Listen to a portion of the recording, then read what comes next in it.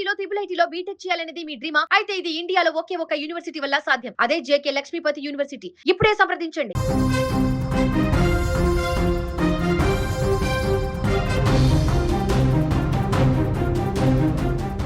తన బిడ్డల్ని ఎవరైనా టచ్ చేస్తే వీధి కుక్కలు సైతం ఎదురుదాడికి దిగుతాయి. పక్షులు కూడా తన బిడ్డల జోలికి వస్తే చిరుతపులి మీదకు దూకుతాయి. కానీ ఇక్కడ ఓ తల్లి మాత్రం తన కడుపులో పుట్టిన బిడ్డను ఓ నరరూప రాక్షసుడు చిత్రహింసలు పెడుతున్నా, కొట్టి చంపుతున్నా ఎదిరించలేదు కదా, కనీసం నోరు విప్పలేదు. ఆ రాక్షస తల్లికి కన్న కొడుకు ప్రాణాల కంటే ప్రియుడి వ్యామోహమే ఎక్కువైంది. ఒక కామాంధుడు, ఒక నరరూప రాక్షసుడు తన 7.5 పసికందును చిత్రహింసలు పెడుతుంటే కన్న ప్రేమ అడ్డు రాలేదు, మమకారం కరగలేదు. కళ్ళ ముందే కన్న కొడుకు నలిగిపోతున్నా మౌనంగా చూస్తూ కూర్చుంది. చివరికి ఆ మానవ మృగం చేతిలో ఆ పసివాడు బలైపోయాడు. కేరళను వణికించిన ఈ దారుణ ఘటన గురించి పూర్తి వివరాలు వింటే మీ కళ్ళల్లో నీళ్లు తిరగడం ఖాయం. ఈ ఘోరం కేరళలోని తిరువనంతపురం జిల్లా నెడుమంగాడ్లో వెలుగు చూసింది.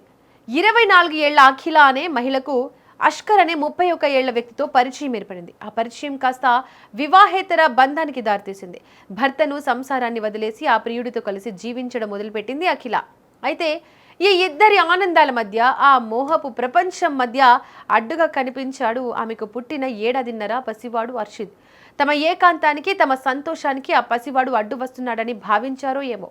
ఆ రోజు నుంచి ఆ పసికందు పాలిట ఆ ఇల్లు ఒక నరకప్రాయంగా మారింది. కంటికి రెప్పలా కాపాడాల్సిన తల్లే ఒక రాక్షసుడికి సహకరించడం మొదలుపెట్టింది. చిన్నారి అర్షిద్ చేసిన తప్పేంటి? ఆకలేస్తే ఏడవడం, అమ్మ కావాలని అడగడం. ఇదే ఆ పసివాడు చేసిన నేరం. ఒకరోజు భోజనం తినిపించే సమయంలో ఆ పసివాడు ఏడవడం మొదలుపెట్టాడు. అంతే, ఆ నరరూప రాక్షసుడు అష్కర్కు కోపం నరాలకి పాకిందే. ఏడుస్తున్నాడనే కోపంతో ఆ పసివాడిని పట్టుకుని నిర్దాక్షణ్యంగా గోడకేసి కొట్టాడు. విచక్షణ రహితంగా పశువును బాదినట్టు బాదాడు. ఆ దెబ్బలకి ఆ చిన్నారి అంతర్గత అవయవాలు ఛిద్రమైపోయాయి.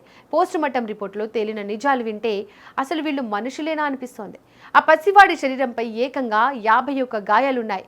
సిగరెట్లతో కాల్చిన మచ్చలు, ఎముకలు విరిగిన ఆనవాళ్లు బయటపడ్డాయి. అంటే ఆ చిన్నారిని ఒక్క రోజులో చంపలేదు, రోజు రోజుకు నరకం చూపిస్తూ చిత్రహింసలు పెట్టి చంపారు. ఆ రాక్షసుడు కొడుతుంటే కన్నతల్లి అఖిల అడ్డుకోకపోగా ఆ సమయంలో ఆమె వేరే ఊరిలో హ్యాపీగా డాన్స్ ప్రోగ్రాంలో పాల్గొనడం ఆమెలోని క్రూరత్వానికి పరాకాష్ట. ఇక మే 30వ తేదీన ఈ ఘోరం బయటపడింది. పసివాడు చనిపోవడంతో సమాచారం అందుకున్న పోలీసులు రంగంలోకి దిగారు.